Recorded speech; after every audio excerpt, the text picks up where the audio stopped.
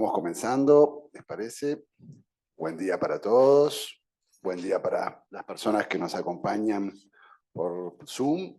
Y bueno, y bienvenida Griselda Sánchez, que ahora la presentaremos. Es un gusto para APU tenerla en nuestra casa. No es la primera vez y no va a ser la última, eso sin duda. Seguiremos en diálogo con Griselda.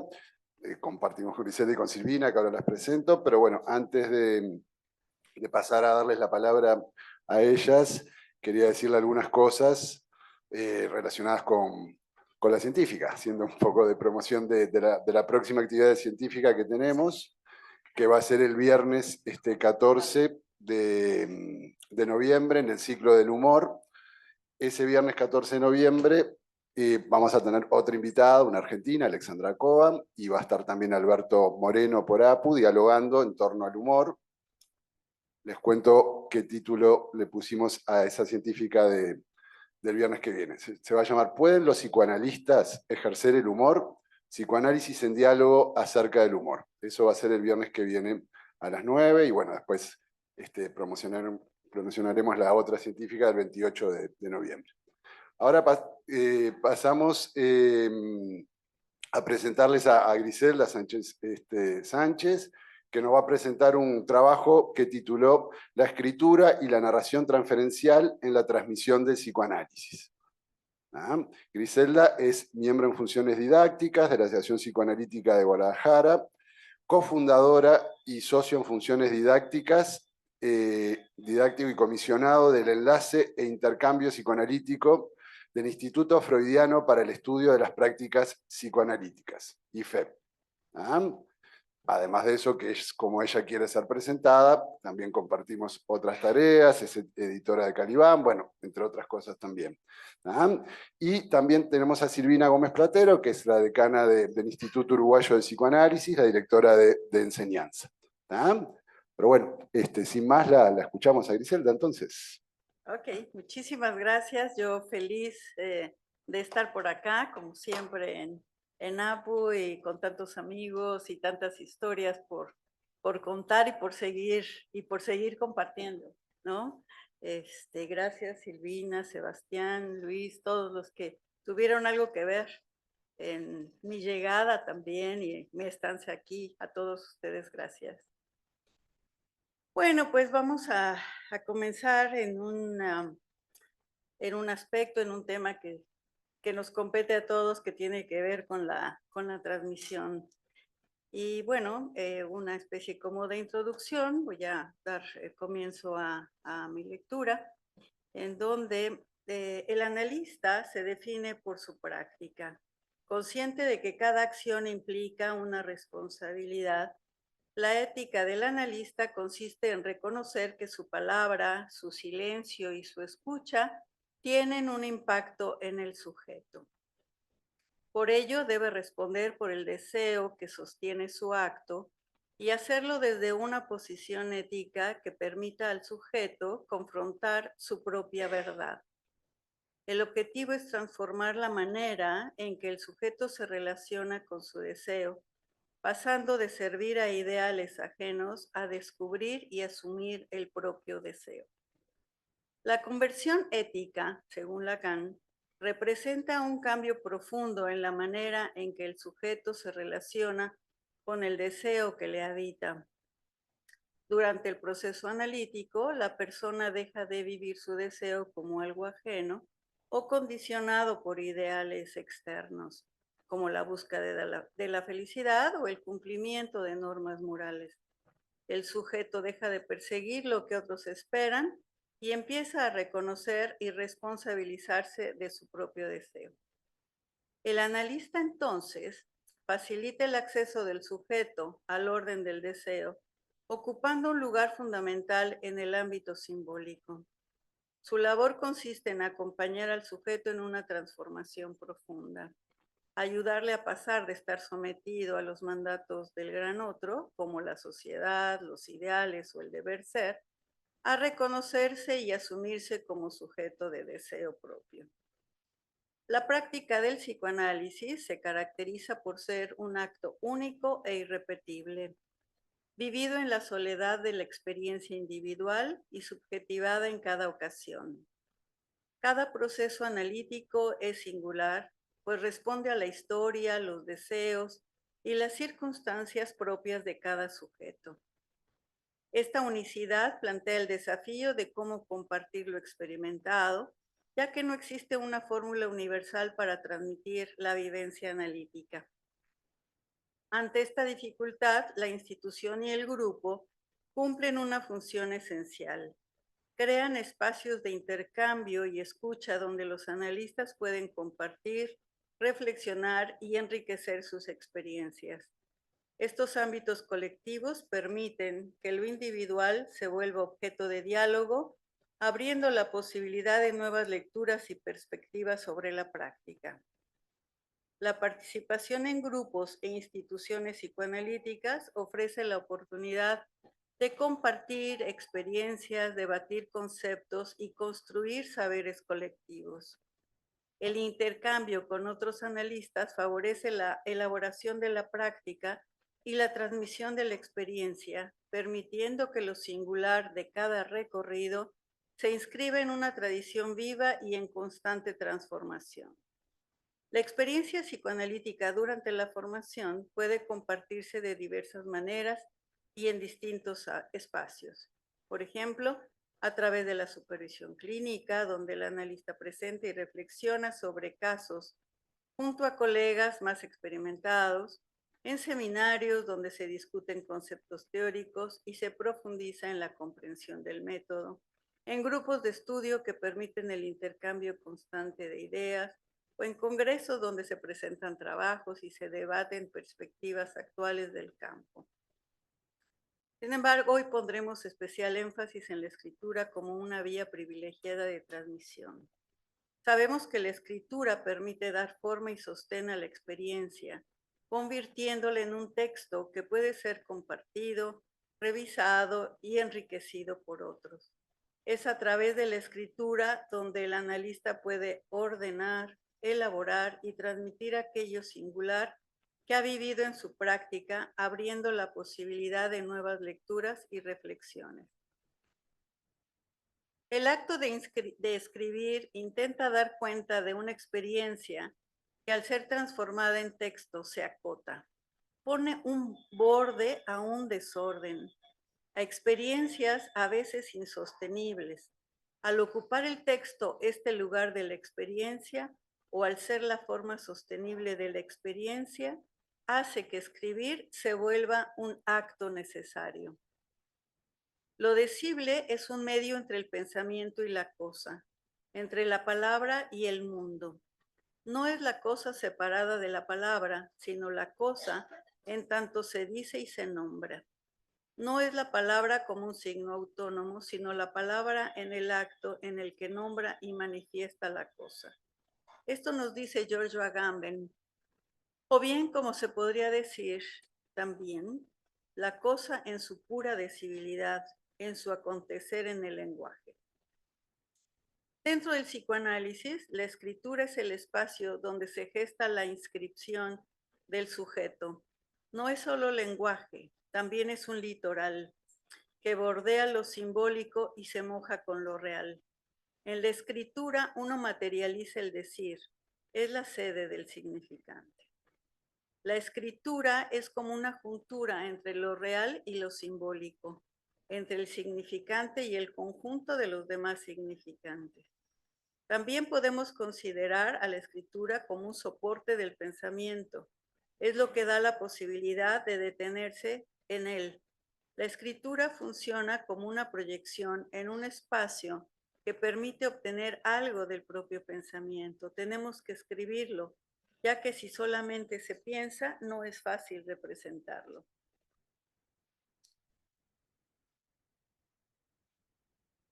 Derrida, en 1989, propone la metáfora del aparato psíquico freudiano como una máquina de escritura, es decir, de traducción y de transcripción de huellas mnémicas, basándose en el proyecto de una psicología para neurólogos. De esta forma, podemos decir que la escritura es un lugar de borde, ayuda de alguna manera a naufragar, a reconstruirse, y es salvar algún tipo de angustia que solamente a través de la escritura puede detenerse. El esfuerzo de escribir propicia la tarea de narrar. Su función se presta bien para construir un caso. Mientras se escribe, nos dice Catherine Millot, la existencia y la propia experiencia se vuelve más comprensible. Quien escribe, explora e investiga, y al hacerlo se desdobla en protagonista de su pensamiento, pero también en testigo e historiador. No se puede escribir sin la fuerza del cuerpo. Por eso Marguerite Duras nos dice que el escribir es como aullar sin ruido, que para abordar la escritura hay que ser más fuerte que uno mismo. Hay que ser más fuerte que lo que se escribe. Es algo curioso, sí.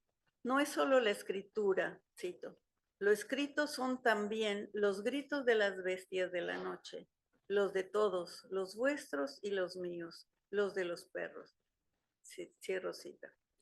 Fernando de la Colina nos dice que el cuerpo es la biblioteca particular de cada cual, el lugar donde el sujeto va escribiendo, reescribiendo y conservando sus discursos en forma de documento carnal.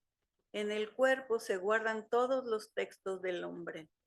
Se habla en el aire, pero se escribe en el cuerpo.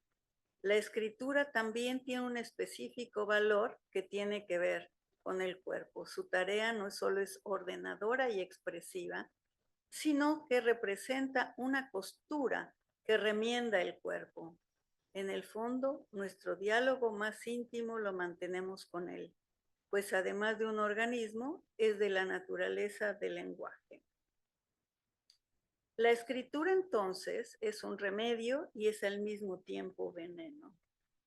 Mismo que producirá el olvido en el alma, debilitará la memoria y solo facilitará la rememoración. La escritura será un medio de conservación, de acumulación de conocimientos y de información. La metáfora de la escritura habita en el corazón mismo de la vida verdadera del alma. Lo escrito está por doquier presente. La escritura, la inscripción, el carácter, la impresión, el engrama, la traza, ya sea del discurso escrito o del discurso oral, lo escrito en el alma es la cosa psíquica en sí misma. La experiencia de escribir no cesa de guardar su misterio como un enigma no resuelto. Hay un carácter de inasimilable que no da lugar a ninguna explicación. Una experiencia simbólica, para retomar el término empleado por Jean Barussi. La experiencia impulsa a escribir. ¿Cuál es la función de la escritura? ¿Cuál es su rol en relación con la experiencia?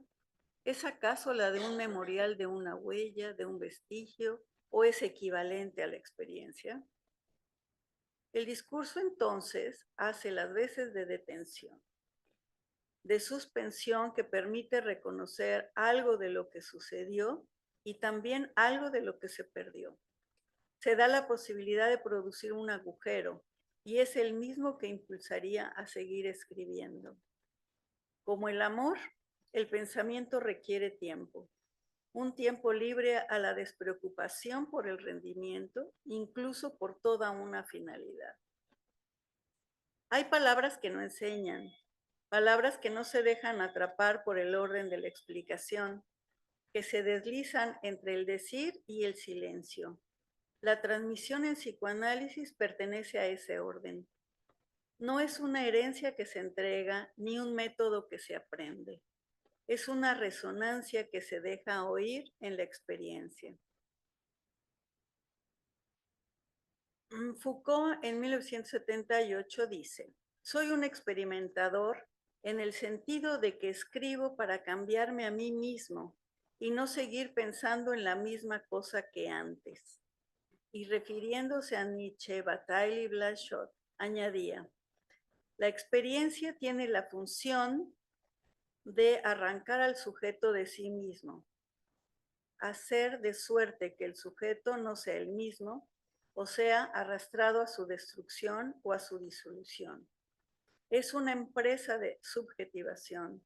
Por más aburridos, por más eruditos que sean mis libros, siempre los he concebido como experiencias directas que apuntan a arrancarme de mí mismo, a impedirme ser el mismo. ¿De qué hablamos cuando decimos algo acerca de la transmisión? ¿Cómo transmitir algo que no es posible? La voz del analista cargada de deseo hace su saber y su experiencia, hace que su saber y su experiencia muevan, lleguen al paciente, lo sacudan y deje huella.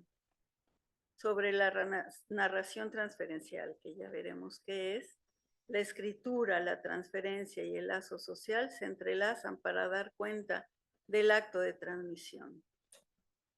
Freud no enseñó el psicoanálisis, lo fundó en acto. Y ese acto, escuchar al inconsciente, todavía se transmite, no porque alguien lo repita, sino porque alguien, en el vértigo de su deseo, decide volver a escucharlo. Lo freudiano, entonces, no se conserva en los libros, sino en el temblor de la palabra que toca el límite de lo decible. Lacan lo supo bien. El psicoanálisis no se transmite por la vía del saber, sino por la vía del deseo. No es la voz del maestro la que lo perpetúa, sino la falta que su palabra abre en quien lo escucha. De allí que la transmisión sea siempre una especie de eco, algo que vibra en el otro sin pertenecer de todo a ninguno. ¿Y qué se transmite entonces? Tal vez solo la pregunta, el vacío, la ética del no saber. En la transmisión analítica hay algo del orden de lo imposible. El analista no puede transmitir el inconsciente, solo puede encarnarlo en su modo de estar allí, en su disposición a no cerrarle la puerta al enigma. La transmisión es una apuesta, una confianza en que en algún punto alguien más podrá sostener ese lugar de escucha, ese modo particular de estar frente al sufrimiento humano sin querer corregirlo, sino dejarlo hablar. En ese gesto se renueva una y otra vez la vida del psicoanálisis. Lo que permite certificar esa experiencia es solo un deseo que se hereda sin dueño, una posición ética que se contagia sin enseñanza. Por eso cada analista se autoriza de sí mismo, pero también con el eco de otros, de los que supieron escuchar antes y de los que junto con él escuchan ahora. La transmisión en psicoanálisis es en el fondo también una forma del amor. No el amor de la identificación, sino el amor del deseo que no cesa. El amor por lo que falta, por lo que aún busca decirse. Allí, en ese vacío compartido entre dos, el psicoanálisis todo el tiempo sigue naciendo. Alguien dijo alguna vez que estudiar el catecismo nunca ha llevado a nadie hacia la fe. Bueno, eso sucede acá también. Podemos decir que la transmisión es aquello que vincula a los hombres y a las generaciones. Justo este factor vinculante es lo que también hace que los grupos y las instituciones persistan. Es indisoluble la experiencia de transmisión con lo inconsciente, con la transferencia y con el hacer lazo. Lo que se transmite en psicoanálisis es que hace lazo. Hay una fábula de Esopo que a mí particularmente me gusta mucho cuando de transmisión se habla. Pues relata las peripecias de un acto de transmisión. Hay un labrador a punto de morir y le llama a sus hijos para decirles eso, que está a punto de morir y que quiere conversar con ellos. No quiere sermonearlos, sino simple y sencillamente quiere que lo escuchen. Y entonces les dice: hijos míos, voy a dejar este mundo. Mucho cuidado con vender la viña que nos dejaron nuestros padres. Hay un tesoro escondido, así que buscad y lo hallaréis. Entonces los hijos van y van al viñedo y ellos piensan que hay un tesoro, ¿no? Entonces empiezan a escarbar y buscan, porque eso sí no les dijo dónde estaba el tesoro, nada más les dijo en el terreno. Y están buscando y nada, y no encuentran, y siguen arando, y no encuentran, y siguen arando. Al final resulta que no encuentran nada, pero araron también, buscaron también que creció la vid, ¿no? Entonces, bueno, después de la muerte, ahí se dan cuenta de que no hallaron ninguno, sino solamente la multiplicación del fruto que había por la situación de haber arado. Y les dice el labrador que si quieren oro, en realidad no tienen que vender, ¿no? Sino tienen que trabajar exactamente. Y eso es lo que sucede, lo que transmite precisamente es el asunto del trabajo, pero no les dice tengan que trabajar y tenganlo de esta manera. Y dice, hay algo ahí, ¿no? A ver, ¿cómo le hacen? Porque incluso tampoco les enseña a arar, ¿no? Y entonces, bueno, primero se preguntan, ¿y dónde está ese tesoro? ¿No? Entonces siguen y siguen y siguen. Entonces, los hijos tienen que develar ese enigma, tienen que buscar y así lo hacen. Juan Carlos Pla insistía en que el psicoanálisis tiene que ver con una experiencia con el inconsciente. Si es así, me parece que toda actividad de formación debe estar indisolublemente ligada a dicha experiencia. Las modificaciones que se van realizando, continúa Pla, tienen que ver con la cultura, con el momento político, social y cultural del país, de la institución psicoanalítica. ¿Qué se transmite? La angustia de los sucesos, la inercia de la historia, la política del país. François Rostand dice que la transmisión institucional del psicoanálisis depende de relaciones transferenciales no resueltas, afortunadamente, lo cual permite que yo esté aquí con ustedes, lo cual permite tener amigos, tener colegas y poder dialogar. Habla de una paradoja en la transmisión del psicoanálisis, diciendo que es la más grande amenaza para él. Esto solo si se asume que la transferencia tendrá que ser cronificada y reforzada en lugar de ser disuelta. Al mismo tiempo, es sabido, se requieren alumnos. La gran preocupación de Freud era justamente no tenerlos para que hubiese a quien hacer dicha transmisión. ¿Y el psicoanálisis cómo se transmite? A lo largo de la historia, este ha sido uno de sus mayores desafíos. ¿Con qué hace transferencia un analista que se está formando? ¿Con qué hace transferencia un analista ya formado? La idea es que haga transferencia con el texto, con Freud, con Lacan. Los hijos del labrador, entonces, tienen que hacer un duelo por la muerte del padre, por una parte. Por otra parte, también tienen que elaborar una situación de culpa. Por otro lado, tienen que hablar de una fe que tienen en el padre. La fe que va a permitir resistir el golpe de que no les dijera dónde estaba ese tesoro.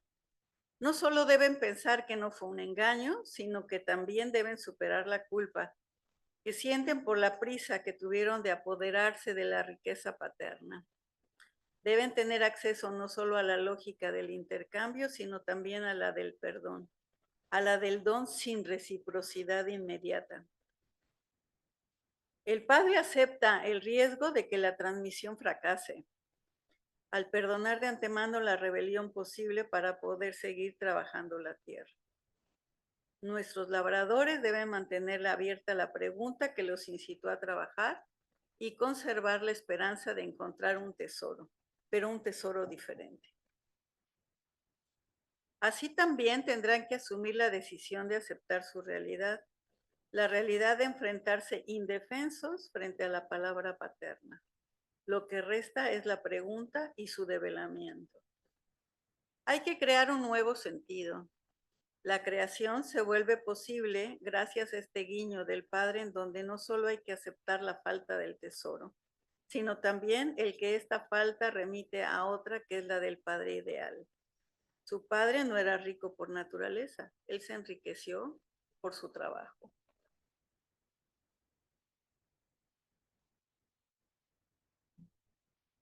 Hago mías las palabras de Loren Cornas, quien nos dice que la transmisión es el acto mediante el cual un sujeto accede al enigma de la interpretación en lo que se espera es una verdad que ningún saber escribe. Algo del saber no comunicable se transmite, es el ombligo de la escritura. ¿Qué significa esto? El saber que se transmite es siempre una pregunta y ese deseo de transmitir es un umbral de invención, de creación. Michel de Certeau concibe a la transmisión como una reinvención, no como una copia o una repetición del pasado, pues lo que se transmite nunca llega intacto. El sujeto que recibe reinterpreta, reescribe y reutiliza. En la invención de lo cotidiano dice que las prácticas son sociales, son como artes de hacer, mediante las cuales la gente se reapropia de lo heredado, transformándolo en algo propio. Así nos dice que la transmisión no es una conservación, sino una invención en la propia repetición. Entonces, la considera como una práctica creativa. En la escritura de la historia, de Certeau piensa que todo acto de escribir es una forma de transmitir lo que falta, es dar lugar a lo ausente. Transmitir entonces es hacer pasar lo imposible de decir. Abrir un espacio para que otro escuche o lea algo que excede al texto. La historia, dice, se escribe siempre en el lugar de los muertos. La escritura transmite una ausencia. Transmitir implica un encuentro con la alteridad, no la imposición de un sentido. Y nos dijo que lo que verdaderamente se transmite no es un saber, es esa falta, un vacío que impulsa a seguir buscando. Prometeo encarna el gesto inaugural de la transmisión. Implica dar lo que no le pertenece del todo, entregar algo que no se puede poseer. Transmite el fuego peligroso que ilumina y que quema. De alguna manera también el analista transmite una experiencia de deseo, una forma de soportar. El fuego del inconsciente, pero Prometeo es castigado. La transmisión implica siempre entonces una pérdida, una exposición, una renuncia a la posición, a la posesión del saber. Lo transmitido no es el fuego en sí, sino el gesto de encenderlo en el otro. Creo que la escritura misma devuelve lo activo a esos cuerpos que inscribieron y que fueron inscritos. Habría que tomar en cuenta el cuerpo sensible de la experiencia que es independiente de los saberes. En la práctica del psicoanálisis, escribir conceptos tiende a volverlos abstractos. Entonces, ¿por qué seguimos? Hoy día, el Instituto Freudiano para el Estudio de las Prácticas Psicoanalíticas, como ya oyeron, la institución a la que pertenezco y que soy cofundadora, comenzamos, es una experiencia que quisiera compartir con ustedes, porque comenzamos, obviamente, con la idea que comenzamos siempre con la herencia que traemos, empezamos a hacer una especie como de supervisión en grupos pequeños. Y hasta la fecha siempre decimos que estamos en construcción. Bueno, esta institución no tiene muchos años y empezamos a supervisar poco a poco una especie como de supervisión entre pares. Luego a alguien se le ocurrió decir que por qué no hacíamos formación. Esto fue como a demanda. Entonces decíamos, bueno, y decimos que todo se fue gestando como cuando se gestó el psicoanálisis, ¿no? Primero a partir de la práctica, después alguien solicitó formación. Entonces, bueno, así hemos hemos funcionado poco a poco en nuestros inicios. Entonces, hoy día, a partir de 7, 18, 3, 8 años, ¿no? Lo que hacemos hoy día, estamos conformados por pequeños grupos de trabajo. Hay una comunidad que luego nos agrupa y en los pequeños grupos nosotros le llamamos grupos de trabajo de caso. Alguien del grupo presenta su caso durante 4 meses aproximadamente, ¿no? Nos reunimos de manera quincenal y trabajamos esos 4 meses. La idea, justamente, es que al final de esos 4 meses se haga un escrito y se presente ante la comunidad de una narración transferencial. Y es una narración transferencial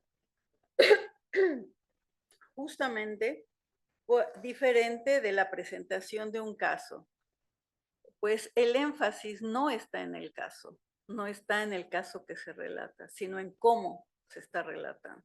Y es a partir de ahí que uno comienza a trabajar. Entonces, hay una figura en los grupos de un coordinador, pero todos presentan casos. Cada vez todo el grupo presenta. Y me parece que de alguna manera también esto es diferente de la supervisión, porque en la supervisión siempre hay alguien como más experimentado y sobre el que está depositado el saber.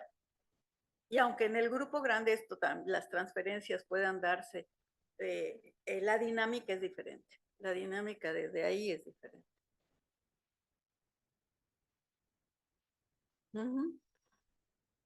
Y entonces, bueno, sabemos que siempre, por tanto, estamos implicados en nuestras narraciones, en aquello que estamos diciendo. En realidad lo que hacemos es narrar nuestra transferencia, pero no hablando de la transferencia ni de nuestra transferencia, sino el escrito mismo es la transferencia, ¿no? No sabemos en realidad qué es lo que ocurre en el ámbito íntimo del consultorio. Lo que sí sabemos es aquello que cada uno puede narrar al compartir su experiencia haciendo lazo social, lo que permite compartir aventuras y desventuras, aciertos y desaciertos, temores y vicisitudes de nuestra práctica psicoanalítica, reorganizando y resignificando la propia experiencia, pues el practicante se constituye como sujeto de su narración, poniendo en juego el propio inconsciente en ese discurso. En ese sentido, el que está narrando se convierte de alguna manera en analizante, ¿no? Está puesto ahí en ese lugar.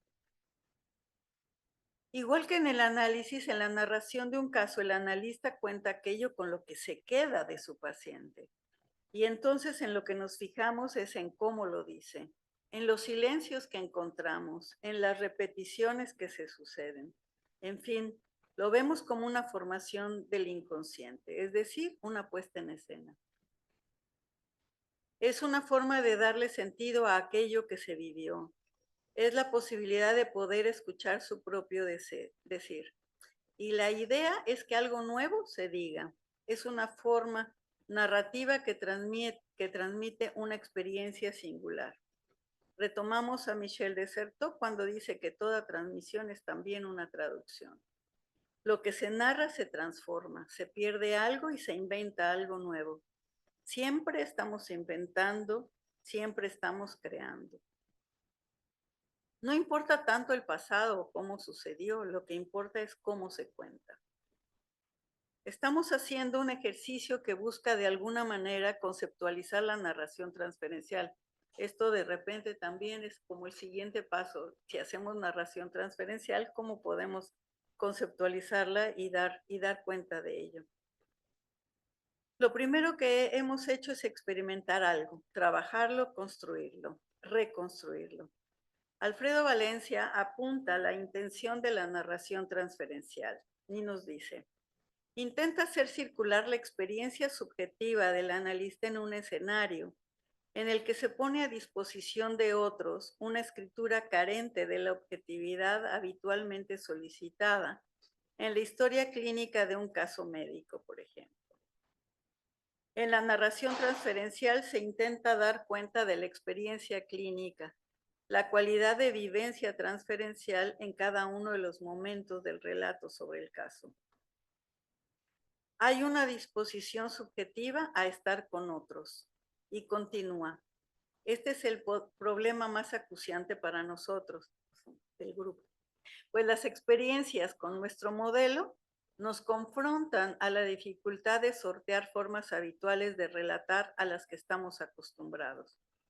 Escribir para corroborar ideas, para corroborar teorías, relatar para exaltar nuestros afanes literarios, contar historias para reconfortarnos en nuestro narcisismo, describir con precisión para exaltar nuestra capacidad de observación, narrar para ser sometido a un escrutinio en el que la dosis de masoquismo nos hace ver que la presentación de un caso es una forma de gozo difícil de desterrar y un largo etcétera. Nuestro énfasis está en que por medio de la narración podamos transmitir nuestra experiencia con el otro, más allá del paciente, de él como objeto de nuestra reflexión, pues apostamos por la experiencia afectiva en tanto que narración sobre aquello que del otro me afecta y me hace responder, ¿o no? Como de lo que aquí se trata es de establecer lo que de transferencial se espera en una narración que habrá de revelar la transferencia, debemos acordar que la narración no lo es de la transferencia. Es un engaño asumir que la transferencia es narrada, pues sabemos que lo inconsciente la define, y si es tal, únicamente a partir de lo preconsciente o lo consciente se puede narrar. Es decir, atisbar, intuirla, padecerla, entreverla. La narración no da cuenta de la transferencia, la suscita. Ha sucedido algo a lo largo del tiempo en las narraciones que nos ha resultado también interesante, que es a partir de ello y de las cosas que no se dicen, porque no se puede decir todo en una narración, por ejemplo, las cosas que no se dicen aparecen en la dinámica, ¿no? Aparecen en la dinámica o en el grupo pequeño, y en el grupo de pequeños se suceden experiencias que aparecen como la experiencia que está ahí y que después se narra, ¿no? Pero ya en la comunidad completa, cuando se hace la narración transferencial y a partir del escrito de la narración propiamente, la dinámica del grupo completo da cuenta de cosas que no se dijeron, pero que están ahí y que la única persona que lo sabe es la persona que estuvo en la experiencia, que está narrando la experiencia transferencial. Y dice, sí, también eso pasó con mi paciente. Sí, eso que está pasando también está sucediendo aquí. Bueno, ¿cómo darle nombre a eso? La experiencia del tiempo vivido es lo que puede volver a dar vida a la palabra por medio de la escritura. Se renueva cada vez que se lee, cada vez que se escribe, y en la experiencia del relato acontecen otras experiencias que vuelven a ser inscritas de otra manera. Con todo esto, simplemente escribir y contar lo que pasó no es suficiente, pues aquí también se pone en juego la transferencia, la posición del analista y la lectura del inconsciente. La clínica de la escritura se ponen en juego. Como Javier García sostiene, no hay que pensar la transferencia solo como una experiencia inconsciente anterior, sino como un campo donde la pulsión se pone en juego en busca de la inscripción. Cito, requiere de una marca producto de la experiencia en transferencia. Así, escribir sobre la transferencia da cuenta de esa marca, de la fuerza del lazo transferencial. La escritura permite que la experiencia singular de cada analista se inscriba en una tradición colectiva, contribuyendo a la construcción de un saber compartido y en constante transformación. Los textos escritos pueden ser revisados, discutidos y enriquecidos por otros, favoreciendo la transmisión viva del psicoanálisis. Para esto, después de haber relatado y trabajado durante el espacio de narración transferencial, un mes después lo que hacemos es otra reunión, después de todo lo que sucedió, una reunión a la que nosotros denominamos como diálogo conceptual, en un intento de buscar, o bien a partir de lo que surgió, algunos temas que pudieron haber surgido durante la narración transferencial, ahí se vierten, y ahora la idea es que a partir de ello podamos decir de la narración transferencial.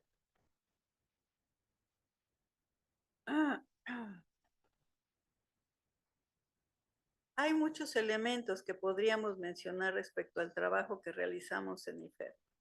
Entre ellos, el tiempo de trabajo de grupo, cuyo final es específicamente la escritura y el relato en una reunión con la comunidad. Siempre el lazo social. La lectura de aquello que ha implicado la escucha de un paciente implica la necesidad de hablar de que el analista se encuentra comprometido en la dinámica de esta experiencia. La escucha implica al mismo tiempo una puntuación, una interpretación, un señalamiento y en ocasiones también un silencio. Supone una serie de movimientos del propio analista internos y externos para poderlos escribir. De lo que se trata es de la experiencia. Tendríamos que decir en todo caso que el tiempo de la narración también es un tiempo diferente al de la sesión. Hay otro tiempo para releer y otro tiempo para volver a leer. Hay una distancia entre lo que ocurre durante la sesión, entre lo que se escribe, entre lo que se comenta en el grupo, entre los comentarios que se vierten en el grupo. Es decir, son muchos tiempos, ¿no? Se van reuniendo las diferentes sesiones, por ejemplo, y se agrupan cada una de ellas.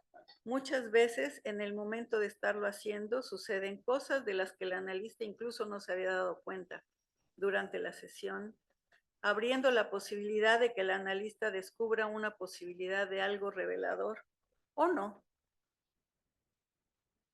No solo se interpreta al paciente, el analista se interpreta a sí mismo, y creo que la narración transferencial es una vía privilegiada para esto. Al narrar, el analista puede reconocer cómo se dejó llevar, qué sintió y lo que pensó. ¿Qué supuestos guiaron en su escucha? ¿En qué momento decidió cambiar algo que reorientó su trabajo? Narrar la transferencia es, en cierto modo, narrar el propio lugar de una estructura. Narrar el propio lugar de analista, que en ese momento es un lugar de analizante. En la narración se expone el analista, expone su implicación en el caso.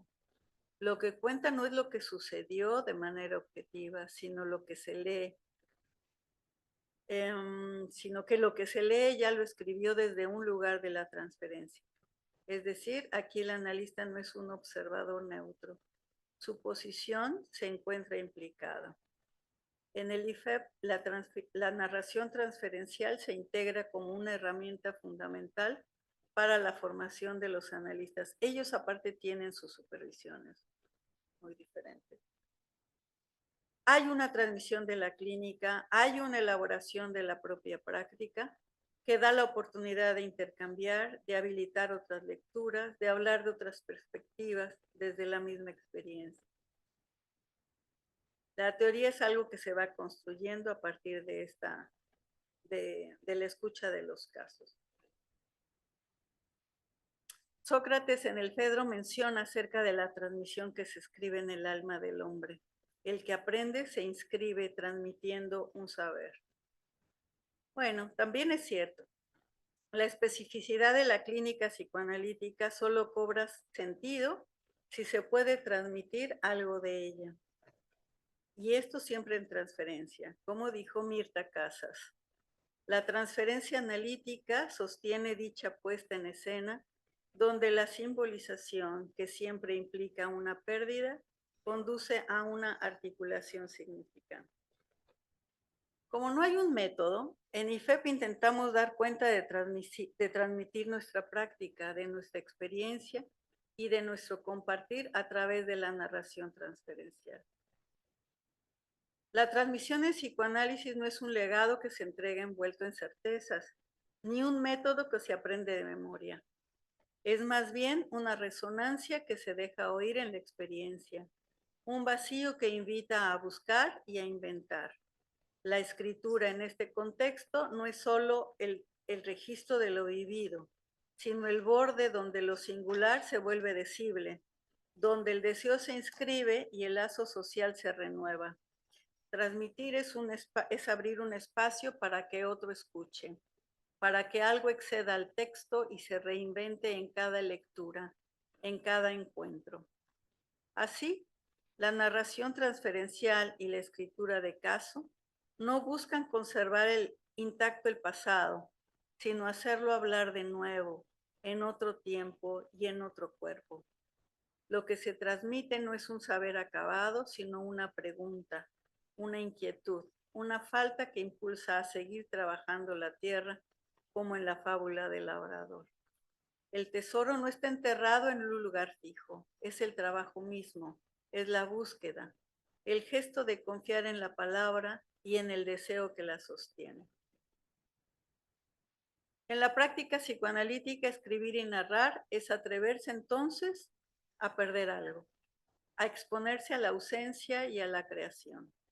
Es aceptar que la transmisión implica siempre esa pérdida, una renuncia a la posesión del saber y al mismo tiempo una apuesta por el encuentro y la invención, porque el psicoanálisis sigue naciendo en ese vacío compartido, en ese amor por lo que aún busca decirse.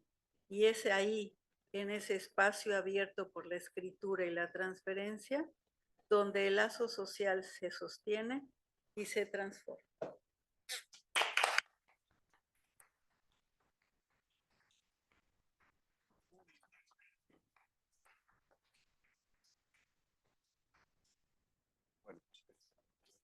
Silvina, te escuchamos ahora.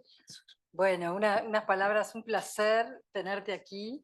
La verdad que en esto de, bueno, en este lugar que me toca en este momento, directora de enseñanza, estos intercambios son muy importantes para escuchar gente de afuera. Además, bueno, contigo que sos una amiga de la casa de hace tiempo. Me contabas que, bueno, desde hace muchos años estás yendo y viniendo, hasta tomaste seminarios aquí, que estuviste 3 meses por aquí. Un placer.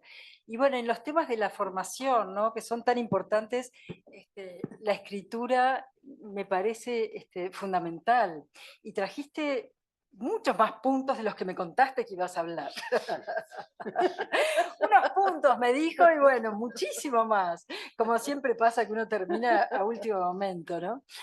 Pero bueno, esto de la escritura que es tan importante y tan difícil, ¿verdad? Sobre todo para todos, ¿no?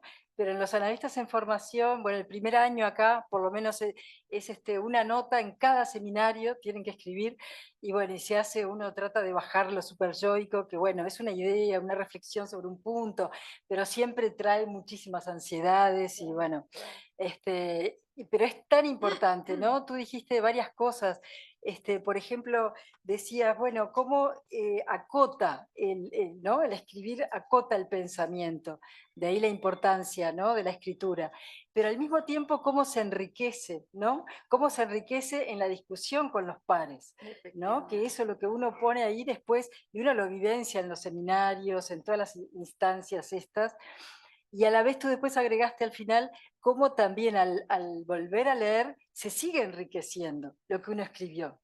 Entonces acota, pero a la vez es como semilla, ¿no? Que ahí, bueno, toca esto de la fábula, que me encantó también la fábula como un ejemplo del análisis, ¿no? Puede ser la transmisión, pero del análisis, donde lo que importa no es encontrar, sino la búsqueda, ¿verdad? La búsqueda, el camino, y esa búsqueda es lo que genera efectos, ¿no? Bueno, decías también el soporte del pensamiento, ¿no? La escritura, bien interesante, ¿no? Con soporte y también causa, yo creo, ¿no? Promueve a la vez ese ida y vuelta. Una cosa interesante que me quedó por ahí, para que después la retome si querés, esto de que la escritura ayuda a naufragar. Me encantó esa frase. Ayuda a naufragar. Después la podemos volver Y bueno, otro tema que traías ahora, la narración transferencial, ¿no?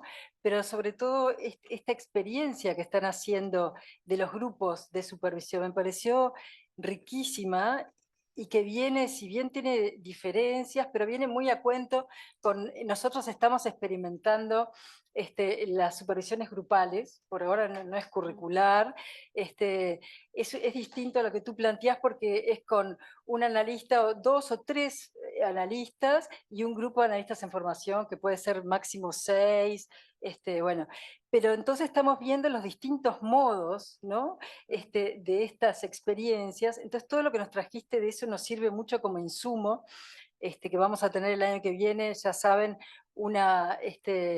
una reunión para trabajar este tema de la supervisión y cómo seguirlo trayendo.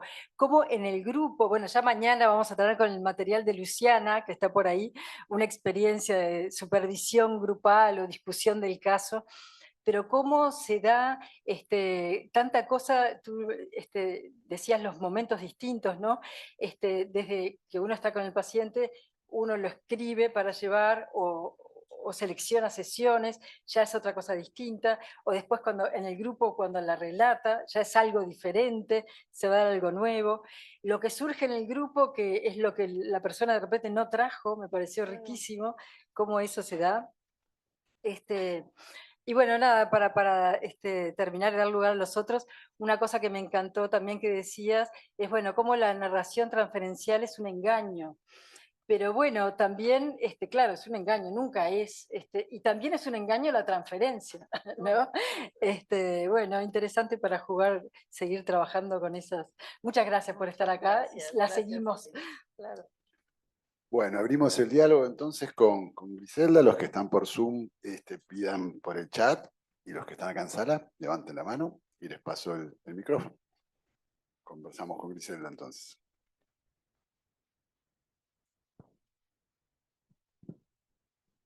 ¿Quién quiere empezar?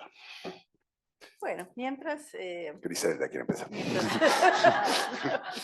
Mientras, porque veo mucha participación, entonces voy a tomar ese lugar. Demoran un poquito, pero aparecen después. Sí, Aparecen. seguro. Vamos dando tiempo. Seguro. Y la posibilidad, por ejemplo, de hablar de lo que hacemos en IPEP, ¿no? Y lo comenté también en algún momento ahora en alguna actividad de APA, me parece, de APA. No, fue en Río, ya me acordé. Hablaba de la diferencia de una supervisión o de una supervisión grupal, de hecho, porque efectivamente en el asunto de las supervisiones siempre aparece el experimentado, el que no presenta ningún caso, ni habla de sus casos, ni presenta. Y aquí es diferente, aquí todos tienen ese mismo lugar. Originalmente decíamos que éramos todos pares, lo cual es imposible, pero somos pares en el sentido de no saber, ¿no? En el que cada quien tiene su propia percepción de lo que va sucediendo, de lo que va escuchando, de lo que va apareciendo. En ese sentido sí es un par, pero los pares en relación con la transferencia, eso sí es completamente diferente. Entonces decidimos que ya no íbamos a decir que éramos pares, ¿no? Pero lo que sí, que todos en algún momento ocupábamos ese lugar de analizantes. Y eso en supervisión generalmente creo que no se da. No sé si en algún momento algún supervisor se pone a hablar de su caso en una narración específica con sus supervisandos, pero me parece que no es así. En este caso sí, todo mundo tiene que pasar. Y el ejercicio de la escritura me parece que sí cuesta muchísimo trabajo. Y una manera de escribir es casi forzando. No decir qué escribir, pero sí escribir. Y poco a poco me parece que eso va dando cuenta de las posibilidades también de cada uno. En el momento en que está uno escribiendo o que alguien escribe, también se da cuenta de que puede escribir. Y entonces, bueno, me parece que eso en términos de experiencia va sucediéndose en cada uno de los ámbitos en donde desarrollamos nuestro trabajo, ¿no? Bien, ya tenemos anotados, ahora sí. Empezamos con Patricia Natalevich. Pasó por ahí.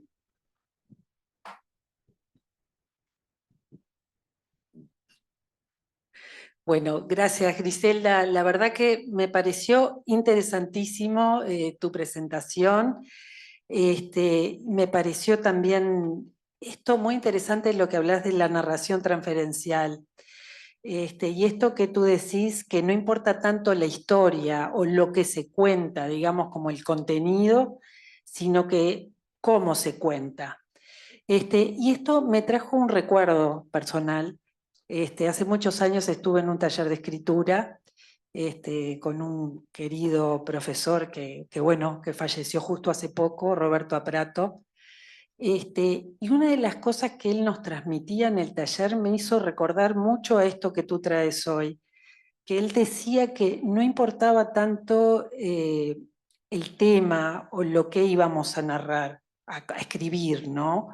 Sino la forma, que cualquier historia, por más nimia que fuera, podía ser escrita, que no importaba, no tenía que ser una historia así como muy, sino que la forma de contarlo. Y me hizo pensar en esto, ¿no? Que lo importante es esto de la transferencia, el modo en que se narra, y no tanto el tema o el contenido, digamos. Bueno, me parece muy interesantísima la experiencia esta que ustedes tienen. Y también otra cosa que me hace pensar, bueno, cuando estamos a veces supervisando, ¿no? A veces algún colega y cuando hay algo de esto que le pedimos a veces que pueda narrar también algo de esta narración transferencial, que no importa tanto de repente los datos que nos pueda decir, sino algo que tiene que ver más con esto como más de lo vivencial o de lo transferencial. Bueno, dejo por ahí, me pareció interesantísimo y bueno, agradecerte. Lourdes, te escuchamos, desmuteate. Bueno, un gusto escuchar a Griselda en la Asociación Psicoanalítica del Uruguay. Y yo quería retomar esto que ella trae sobre esta fábula, porque a mí me hizo pensar en lo que también sostenía Fanny Skolnick con respecto al trabajo propio del análisis, ¿no? Que eso también Silvina lo retomó. Es decir, que una de las cosas también que nos cuesta trabajo en la transmisión, ¿no? En la escritura del psicoanálisis, es que casi siempre estamos buscando como algo muy perfecto, ¿no? Es decir, la interpretación transferencial, el sueño interpretado de manera muy redonda. Y me pareció muy interesante esto que trae Griselda de insistir en la pregunta, ¿no? Y en lo que falta, y no en algo que está como si ya el psicoanálisis estuviera definido de una cierta manera, así inmutable, ¿no? Al estilo Freud, y que eso es a lo que nosotros siempre tendemos, y que al no encontrarlo cuesta mucho trabajo transmitir la vivencia. Así que, bueno, me parece muy, muy importante volver a hablar de que lo que es significativo es el trabajo mismo y el comunicar la experiencia así, no perfecta, no imperfecta, y con esa pregunta, ¿no? Sobre lo inconsciente.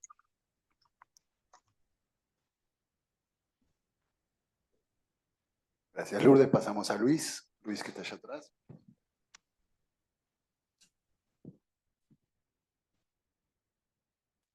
Buenos días, ¿se escucha? Griselda, una alegría volver a vernos, que estuvimos en Colonia en mayo de este año, y una alegría que estés acá en la institución. Y realmente un trabajo precioso, extenso. Para desmenuzarlo hace falta tiempo, creo que tomas muchas aristas sobre el tema de la transmisión, la escritura, la formación, el deseo. Yo voy a detenerme solamente en un punto muy escueto de algo que tú dijiste, ¿está? Pero que creo que tu trabajo implicaría varias horas de intercambio, más que de discusión, de intercambio. Cuando tú planteabas que la transmisión en psicoanálisis es una especie de eco, según entendí bien, como algo que vibra en el otro, que genera como un efecto de resonancia, ¿no?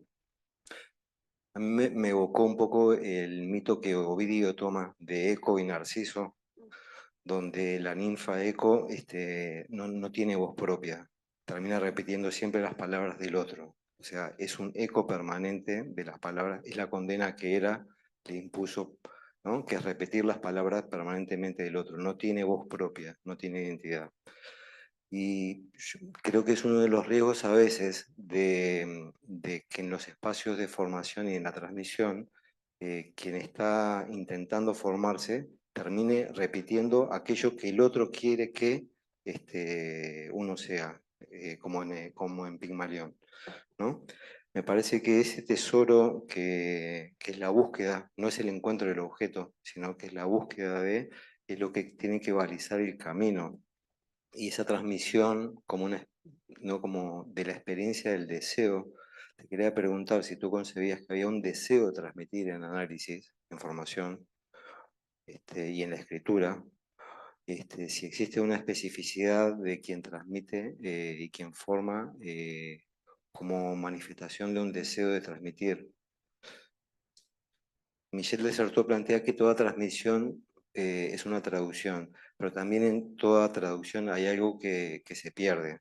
Ese resto de lo que se pierde, me parece que quizás sea bueno pensarlo no tanto en relación al contenido, sino a la forma. O sea, creo que la transmisión en psicoanálisis, en la formación y en la escritura, está más que en el contenido, en la forma de posicionarse, por esto que decía de Juan Carlos Pla, que la transmisión con la experiencia inconsciente de la experiencia. Eso, brevemente. Tras tuyo, pasarle Gustavo, Luis. Bueno, Griselda, y a todos un gusto este encuentro contigo, esto que tiene que ver también con una secuencia histórica que también es transmisión, que la transmisión se encierra o se guarda también en algo de un encuentro que se puede sostener en el tiempo, y eso tiene que ver con algo del deseo y algo, digamos, de la capacidad de sostener lugares, y eso tiene que ver justamente contigo y con toda esta experiencia que creo que tiene como 25 años.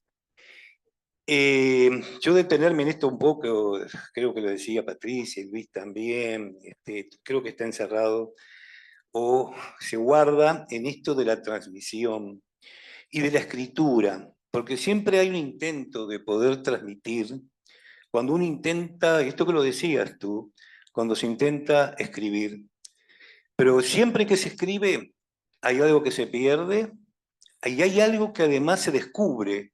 No es solamente pérdida, sino que hay un descubrimiento de lo que uno va generando, de lo uno que va creando, que a veces lo encuentra sin saber demasiado de qué forma ha surgido, pero creo que surge precisamente en esta historia de transmisiones, algo que es nuevo, pero que a la vez se vuelve a diluir cuando el otro lo puede interpretar, cuando el otro lo recibe, cuando alguien hace de eso algo nuevo, como toda obra que alguien la escribe, pero en el momento que la escribe o que la crea, empieza a adquirir solamente el significado de quien la ve o quien la lee. Y creo que eso es algo valioso en el intento de poder decir algo para saber que luego ya no es nuestro y que empieza a adquirir nuevos significados y nuevas posibilidades. Y esto tiene que ver con la transmisión y con una capacidad del riesgo de escribir para saber que ya después que se produjo algo, ya deja de ser algo, adquiere nuevo movimiento. Y me parece que en eso radica buena parte del trabajo que hacemos, escribiendo, pensando y también de alguna manera en la interpretación. Pero bueno, eso es la interpretación o eso que se dice, eso que se transmite de alguna manera, que muchas veces tiene que ver con la ética que tú trajiste en los posicionamientos psicoanalíticos. Bueno, muchas gracias nuevamente por la ocasión también. Bien, por Zoom, Gabriela Polak. Bueno, buenos días. Primero que nada, bueno, agradecer a la científica y a todos por esta actividad, a Griselda por este texto que nos comparte, que es sumamente interesante. Yo quería hablar de algunas de las resonancias que me dejó esto que traía Griselda respecto de la transferencia, ¿no? Algo así como que la transferencia es imposible de ser narrada, que hay algo en el estilo de la escritura y en los silencios y en el modo en que el analista intenta dar cuenta de lo que sucede en el consultorio, que trasciende y que muchas veces, por lo menos yo lo escuché así, muchas veces esto surge a nivel grupal cuando la supervisión es grupales. Y a mí me hacía eco respecto de uno de los estilos de investigación, y creo que se llama la escucha de la escucha, en el que una vez participé y me resultó altamente fértil, en donde sin saber nada del paciente, solamente con una sesión o una sesión y media, había algo en el grupo que se reproducía y que tenía que ver con el encuentro transferencial con el paciente y la historia del paciente. Aspectos que no habían sido dichos por el analista que estaba presentando y sin embargo repicaban y quedaban prácticamente que en nuestro inconsciente quedábamos en el grupo tocados por esa experiencia, soñábamos y a la mañana siguiente compartíamos aquello que habíamos podido pensar. Me sonó muy equivalente esta experiencia, me resulta muy interesante pensar la escritura y la transmisión de la transferencia en los huecos que deja la escritura, para que el otro pueda seguir, bueno, trabajando y arando para que produzca mejor. Bueno, muchas gracias. Por ahí. ¿Comentar algo y seguimos? ¿Sigue la lista o querés Sí, capaz que para ir alternando. Vamos alternando, escuchamos entonces a Griselda. Bueno, gracias por sus comentarios, por supuesto. Me parece que la idea de transmitir o este deseo de transmitir tiene que ver con varias cosas, entre otras. Primero, es esa transmisión de aquello, de lo inconsciente que sucedió. El asunto de hacer lazo social, ¿sí? Como dice Gustavo, después de 25 años, pues acá estoy. Desde aquellos inicios, incluso cuando comenzamos incluso a trabajar, ¿no? Porque hicimos trabajos juntos en aquel tiempo. También, entonces, creo que efectivamente el asunto es también transmitir la importancia del camino, la importancia de la búsqueda, ¿no? Esto en donde hay una resonancia, tal vez como decía Luis también en relación con eco, pero no un eco de repetición, ¿no? Sino en un eco como la resonancia, no es a dónde llega, sino cómo se va transformando de alguna manera en voy a tomar el término como el receptor, ¿no? Aquel que da la posibilidad de la escucha. Y creo que también darle la importancia a aquello que se pierde, ¿no? Poder transmitir también que es bien importante todo lo que se pierde, no solamente aquello que está ahí, que puede ser inventado, ¿no? O más bien como efecto de eso que se pierde, dar como consecuencia algo nuevo. Incluso me parece que cada intervención da cuenta de algo nuevo, de algo diferente, de una creación propia, ¿no? Yo no sé, a mí me gusta insistir en esta parte. Y les decía algo que tiene que ver es también en estas narraciones, es ese lugar que un coordinador puede tener. El coordinador tiene la función de coordinar quién habla, quién no habla.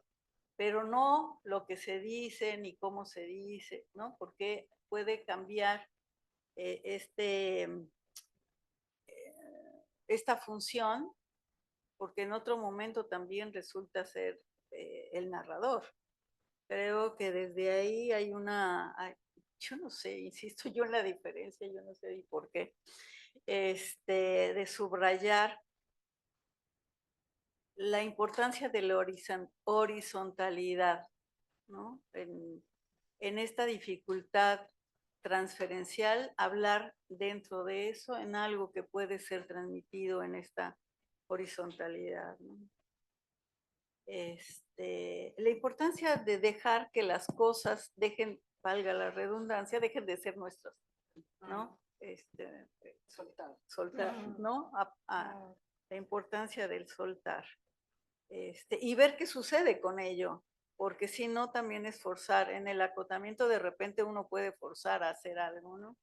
Y sí, no se interpreta la transferencia como tal, tampoco se interpreta o se habla de, a mí me pasó esto y entonces yo sentí esto. No, no se trata de eso, sino la propia narración da cuenta de algo que sucedió ahí. Es muy, muy diferente esto, ¿no? Bueno, por lo pronto, bueno, lo que decía de naufragar, o sea, hay todo un mar de situaciones que van ocurriendo a lo largo del tiempo también. También pasa el asunto de la temporalidad, pero es ir viendo cómo puede uno naufragar y llegar. Y quién sabe si llegar a buen puerto, pero poder seguir nadando también, ¿no? Aurora. Bueno, muchas gracias, Griselda. Ha sido un gusto y realmente me resultó muy convocante lo que nos has acercado.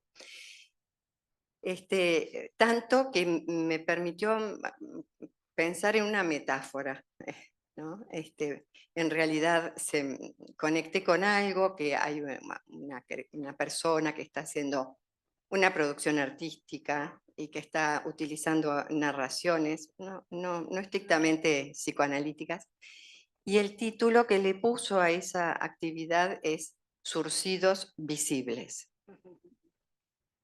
Y esto me resonó fuerte ahora, porque creo que hay algo de la escritura, pero también de la transmisión, y en esto del movimiento y de la creación, que tiene que ver con esto, ¿no? Con surcir, con que nunca vamos a dar completudes, la exigencia cae, implica trabajo, implica un movimiento importante. Y siempre se van a ver, ¿no? Los restos, las marcas. Ahora, quedaba pensando, pero ¿de qué completud, ¿no? Y ahí te escuchaba también en esto que decías, bueno, ¿cómo es acotar también aspectos narcisísticos? ¿Cómo es acotar aspectos superyoicos? Todo este esfuerzo en la búsqueda también por la transmisión, ¿no? Y ahí me quedaba jugando con algo de, sí, la búsqueda, sí, acotar, pero también el desborde. Como también hay algo, ¿no? De producción por momentos que, bueno, uno tiene que hacer rodeos, casi alucinatoria, diría, en algunos momentos, ¿no? En el intento de la escritura o de la transmisión, y que uno debe buscar rodeos para hacer justamente transmisible algo de esto con el otro. Así que bueno, agradecerte y ofrecer eso, esta sensación, esta metáfora que de alguna manera me parece que surge en relación a la producción esta. Muchas gracias. Gracias. Me había anotado yo también y ahora seguimos con la lista. Breve, porque hay bastantes anotados. Me quedé pensando en muchas cosas. Es un trabajo que genera que sigamos arando, en realidad, ¿no? Digo, y pensando algunas cosas en torno a la formación, a la escritura, a la transmisión.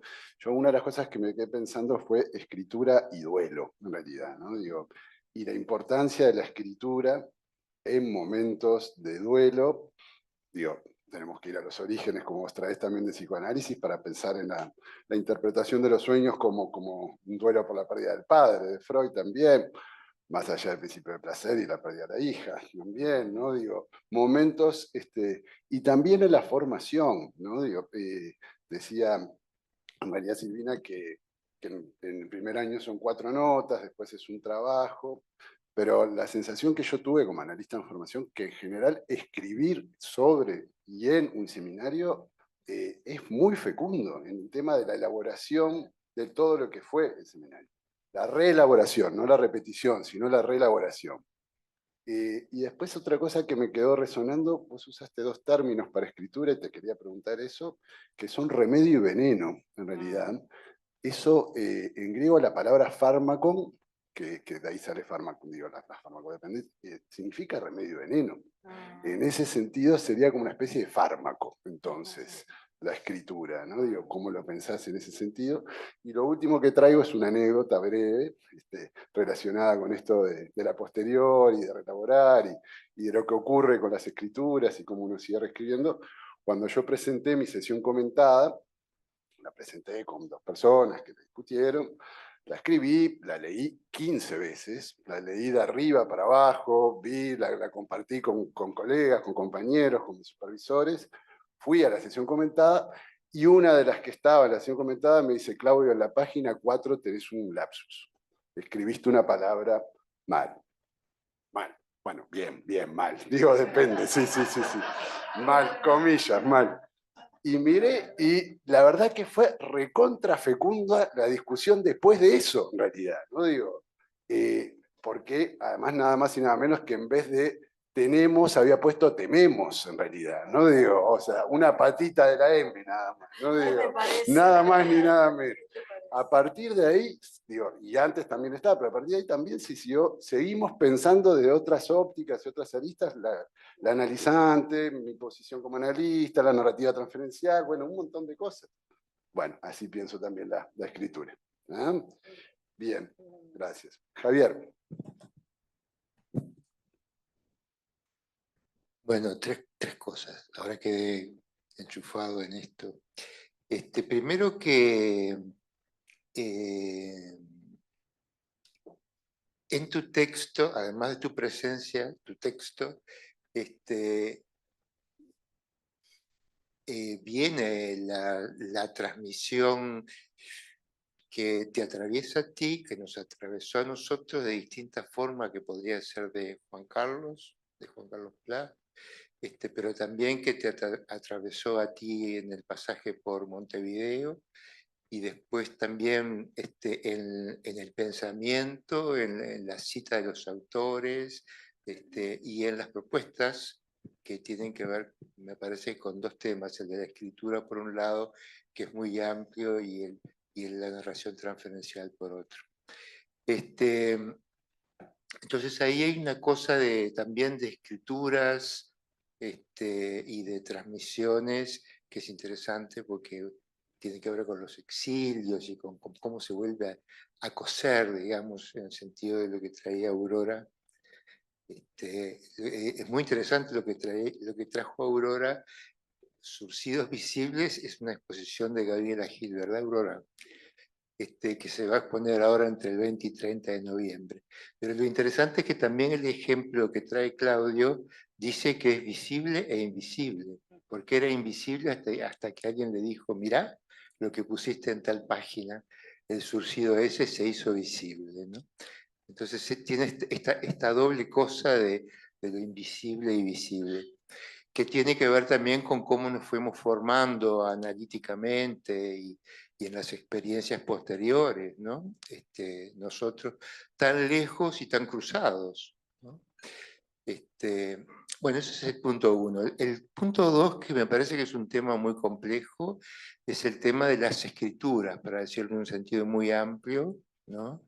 Porque por un lado es como lo importante que es escribir la experiencia, pero también por otro lado es como la experiencia ya está escrita en uno, ¿no? Y cómo esas escrituras en uno pueden ser de distintas formas, porque tú trajiste autores que a su vez discuten mucho entre sí acerca del concepto de escritura, de letra, digo, la discusión de Derrida-Lacan sobre si hay una archiescritura o el concepto de letra en Lacan, que son distintos, que no acordarían nunca, y que nosotros navegamos por ellos sin necesidad de definirlo, porque realmente hay una riqueza muy grande en todo eso.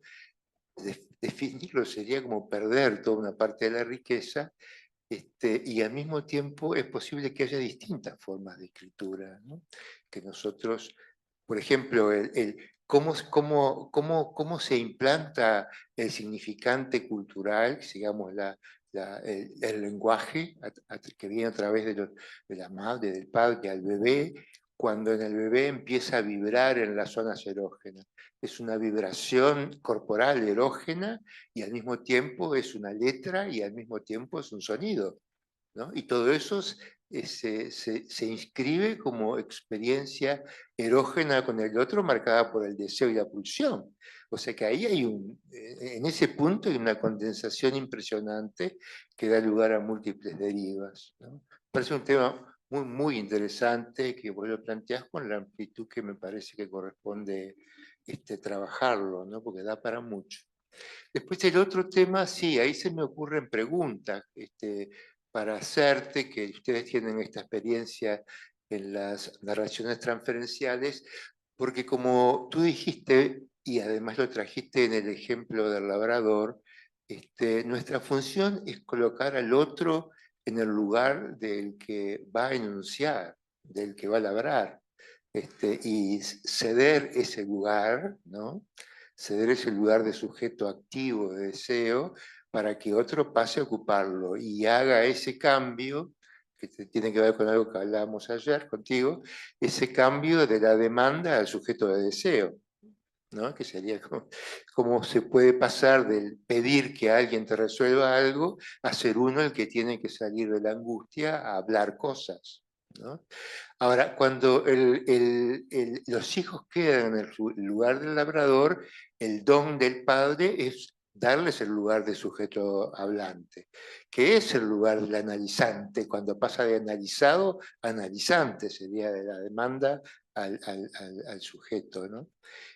Ahora, cuando yo estoy en un grupo y me pongo en el lugar del sujeto de la enunciación, me quedo en el lugar del analizante, ¿no? Entonces, ¿cómo es esto? Porque cuando yo trato de acompañar a un analista joven en una situación de supervisión, trato de escuchar el lugar de analizante, ¿no? Del que sería del que trae el analista. No me pongo yo en el lugar del analizante, ¿no? Ahora, es cierto que yo me puedo poner de repente como ejemplo, mira, a mí me pasó una vez de quedar, sácate, atravesado de tal forma, ¿no? Porque se me ocurre como una ocurrencia dentro de la supervisión que puede ser una experiencia personal que sirve, pero para borrarme rápidamente y dejar que ese lugar sea el lugar del analizante, del analista, ¿no?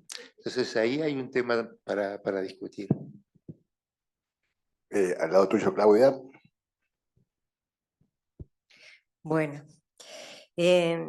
Griselda, muchas gracias. Me gustaron mucho tus metáforas y tus imágenes. Me gustó mucho esto del eco, porque ¿de quién es el eco? ¿Y dónde está? Eso es imposible de ubicar y que tiene tanto que ver con la transmisión.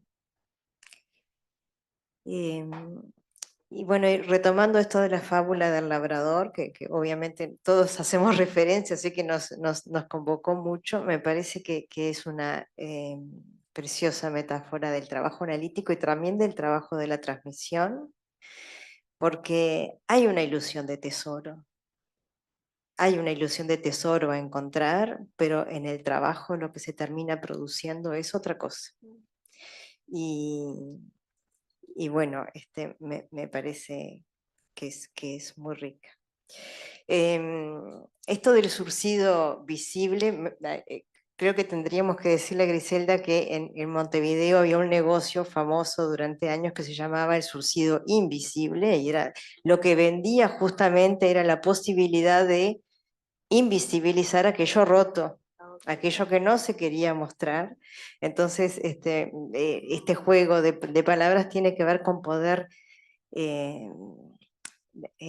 dejar de lado esa pretensión de tener el control de lo que se puede mostrar o no se puede mostrar, y eso tiene mucho que ver con la escritura en psicoanálisis, con todo lo que estás planteando, ¿no?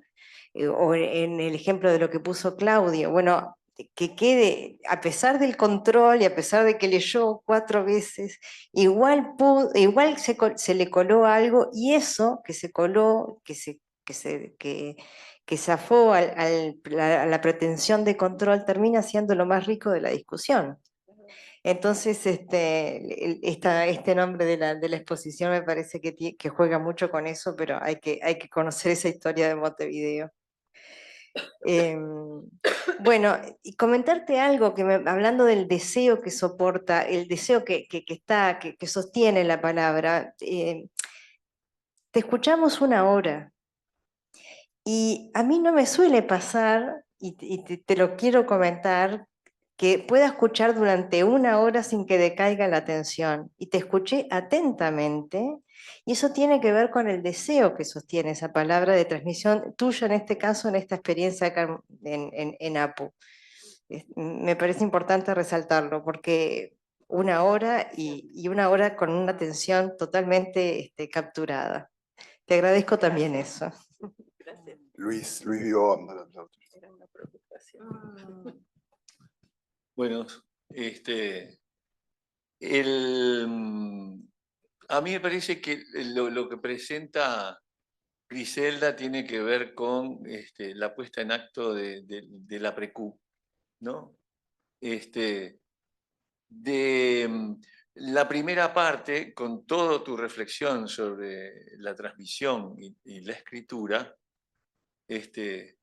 termina pudiéndose resignificar cuando contás la experiencia, ¿no?, de la narración transferencial, que a su vez, si yo seguí bien la secuencia, es una suerte de aprecú permanente, ¿no?, en distintos niveles.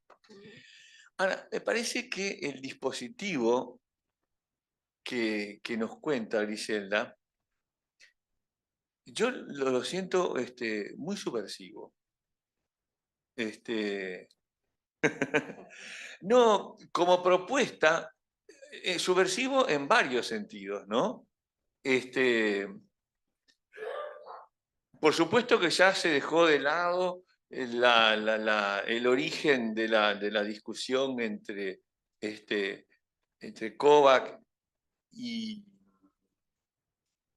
¿cómo se llamaba? Bueno, si ponemos el foco en una supervisión en el paciente, y entonces el supervisor es el analista del paciente por encima del hombro del supervisando, o si ponemos en el foco en el supervisando, y entonces el supervisor es una especie de analista del supervisando. Esto que está en el origen y que tiene derivas actuales en estilos, me parece que esto es otra etapa lo que vos proponés, ¿no? Superando eso.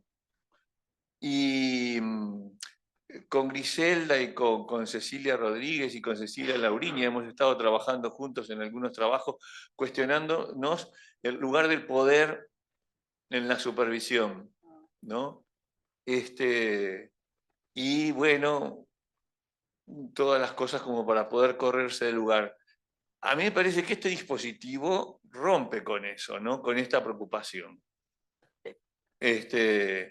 Porque esta función rotatoria te pone a salvo, y además el foco, me parece, yo lo entendí, lejos de pensar si es el paciente o es el analista, es la producción grupal, parecería ser el foco, ¿no? Y esto parece interesantísimo y realmente muy subversivo, ¿no? Digo, para cómo estamos formateados nosotros. Y a su vez, porque lo que tiene tampoco se propone, parecería ser, como un dispositivo como el dispositivo, en donde se daría un lugar de poder al dispositivo mismo, sino que parece más como un proyecto de investigación, ¿no? Veamos un poco qué pasa con esto y trabajémoslo y vemos, ¿no? Y a esta altura del partido ya pueden contar algunos resultados, ¿no? Pero que siempre serán parciales. Entonces a mí me parece que lo interesante es esto, que nos podamos dejar sacudir por esta propuesta subversiva. Bueno, ¿querés vos? No tengo nadie. Bueno, nuevamente gracias por sus comentarios. Y sí creo que, bueno, voy a comenzar con lo que dijo ahorita Luis, porque sí, la idea es que no sea el dispositivo. Hay una parte importante dentro de todos los que conformamos ITER, ¿no? En la importancia del trípode. Ese está ahí. Desde el análisis, la supervisión, no, está de los seminarios, todo está, por ejemplo, en el diálogo conceptual, los seminarios que se llevan.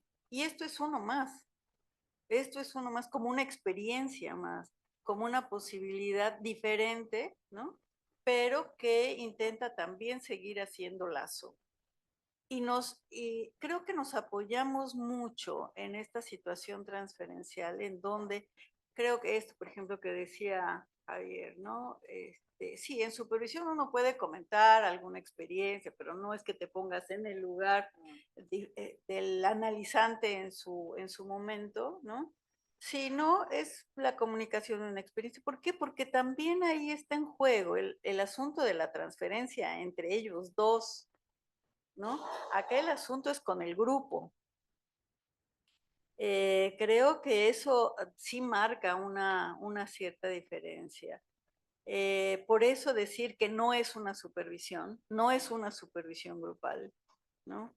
Sino que es el trabajo, porque recordemos que primero hay un trabajo con un grupo pequeño durante algunos meses y se relata lo que uno pudo extraer de esa experiencia junto con el grupo. Entonces está el paciente analizando, está el que lo presenta y está el trabajo que se hizo en el grupo y después la narración que se hace en la comunidad, ¿no? Entonces, aparte, todos los tiempos que tienen que ver con si algo se puede decir o algo no se dice, pero que sale, ¿no? Y que sale en esto que mencionan de lo visible y lo invisible, que me parece, gracias por la historia y gracias también por mencionar esta exposición, que yo no voy a estar, pero bueno, ahí me mandan unas fotos. Y de alguna forma creo que esto es lo que sucede, ¿no? Entre lo visible y lo invisible siempre queda el entre, ¿no? Y entonces en ese entre es donde nosotros entramos. Esta importancia, por un lado, de una producción grupal, es cierto, pero es una narración individual, ¿no? De algo único que se dejó entrever. Entonces, bueno, sí, nunca lo había pensado como una investigación porque suena como muy positivista y yo soy bastante prejuiciosa en relación a eso. Pero bueno, como siempre decimos que estamos en construcción, seguramente podemos ponerle el nombre de investigación. A mí me gusta más seguir construyendo y modificando, afianzando, haciendo lazo, ¿no? En eso. Yo creo que estamos muy fundamentados en esa parte, ¿no? Como en esto de las transferencias no resueltas, que digo que bueno, porque si no, cada quien haría de sí mismo su propio mundo, ¿no? Y bueno, sí, las experiencias están escritas en uno y la importancia, el ejemplo que tú pones, Javier, de todo lo que sucede, de todo lo que puede suceder en un instante, no es lo que sucede en un instante, cuántas cosas se van amarrando, ¿no? Palabra, experiencia, sensación, mil cosas que suceden en un momento en particular. Creo que eso es lo que sucede también durante las narraciones, ¿no? Hay una palabra, un gesto, un rasgo, algo que sucede que permite la posibilidad de crear algo, ¿no? De crear algo nuevo. En ese sentido sí tenemos un aprecu permanente, ¿no? Siempre estar cosiendo, se me fue, hilvanando, surciendo, aparte de surcir, hilvanar cada una de estas cosas, ¿no? Cómo se van dando.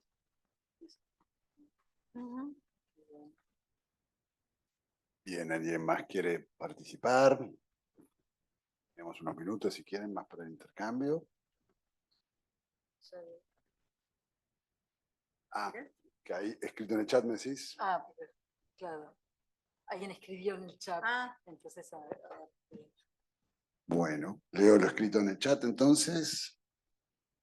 Ana Cases dice, lo que trae Griselda respecto a los grupos de narración transferencial me recuerda a la primera etapa del trabajo de los grupos de investigación del 3LM, que tampoco son grupos de supervisión, pero que aportan a la comprensión grupal, no solo del caso, sino de nuestro funcionamiento y uso de la transferencia. Galaxy A15, creo que es Gabriela, no sé quién es. Ah, Beatriz. Ni registré que fue una hora, impresionante. Surcir sí, pero también rasgar, dejar huecos, restos dispersos, agujeros negros. Eso sería lo de chat. En ese sentido lo de hilvanar queda mejor, ¿no? Como algo más precario. A ver, Aurora. Aurora. Una cosa que quería agregar, porque también me surge con fuerza, es esta conceptualización de Lacan de Lalande, ¿no? Que creo que hay algo de esto en lo que se va trayendo, de las experiencias que ya están inscritas, que de alguna manera ahí habría un permanente aprecú también, ¿no?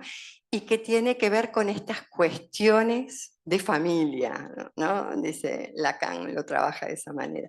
Algo con esto más originario, iniciático, de cuerpos, ¿no? Decían, vibraciones, lo que se inscribe, los sonidos, fonemas, neologismos, cómo todo eso de alguna manera está presente y convocante, ¿no? En unos y otros cada vez en la transmisión y en la escritura, que surge a partir de un lapsus auditivo, ¿no? También la posibilidad ahí de resonar frente a eso. Claro, que desde ahí tendría que ver con la resonancia, ¿no? Exacto. De algo que salta de repente y que sorprende, ¿no? Esta parte del asombro que sucede. Y respecto a lo que dices también del rasgar y del surcir, me recuerdo también el comentario tuyo, Claudia, en relación con el fármaco, en donde son las dos cosas, evidentemente, ¿no? Y también, yo no sé si hablar de dosificación, pero sí hablar de recorte, ¿no? De un acotar más que una dosis, más es ese recorte que se puede hacer de cada una de las cosas que repercuten en uno, básicamente, ¿no? Desde ahí. Y sí, como las familias y las familias institucionales están puestas ahí atravesando todos y cada uno de nuestros discursos, ¿no? Y bueno, siempre creando para poder seguir, para poder seguir. Para poder seguir, está bueno.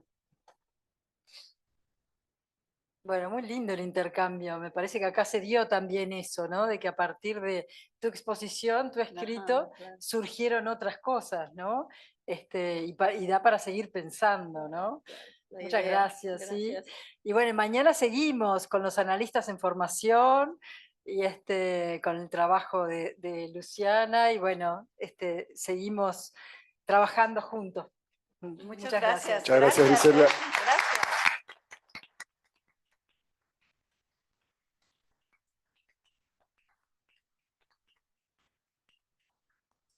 Bueno, muy lindo. Muy cercano.